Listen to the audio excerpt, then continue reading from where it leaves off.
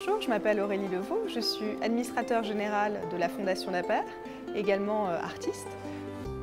Le but du musée Dapper est de promouvoir les arts et la culture de l'Afrique, des Caraïbes et de leur diaspora.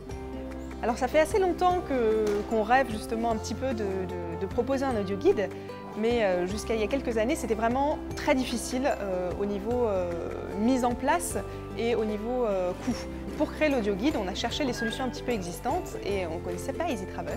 Donc on a réalisé justement avec un prestataire une application, l'application du musée Dapper, une application institutionnelle. Au final, je vous le dis franchement, si on avait connu EasyTravel avant, on n'aurait pas fait réaliser cette application. Alors on a choisi de réaliser cet audio guide en interne, tout simplement puisqu'on s'est dit qu'on était les personnes qui connaissaient le mieux le musée, qui connaissaient mieux son fonctionnement, qui connaissaient mieux le contenu qu'on voulait véhiculer. Donc on s'est dit qu'on pouvait le faire nous-mêmes. Ce qui a été facile en fait sur la mise en place de l'audio guide, ça a été de définir les objets qui allaient faire partie de l'audio guide. Ce qui a été difficile en revanche, et ce qui a été source un petit peu de chahitement en interne, on pourrait l'appeler comme ça a été de faire comprendre et de comprendre qu'un audio guide, c'est pas du tout comme réaliser un ouvrage scientifique. Il faut adapter son discours, adapter le contenu, faire quelque chose qui soit vivant, faire quelque chose qui donne envie d'être écouté. Alors on a beaucoup d'idées maintenant, grâce à EasyTravel, pour développer un peu plus justement les audio guides.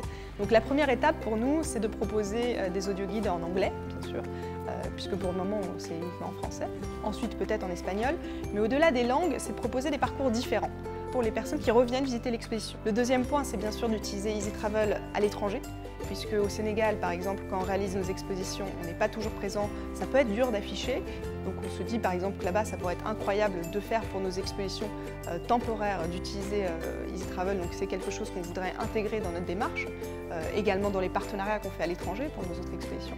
Et enfin, dernièrement, mais ça c'est un petit peu plus une vision personnelle, artistique, je pense que même les artistes, surtout dans tout ce qui est art contemporain, pourraient utiliser EasyTravel pour un petit peu faire passer un message sur leur œuvre.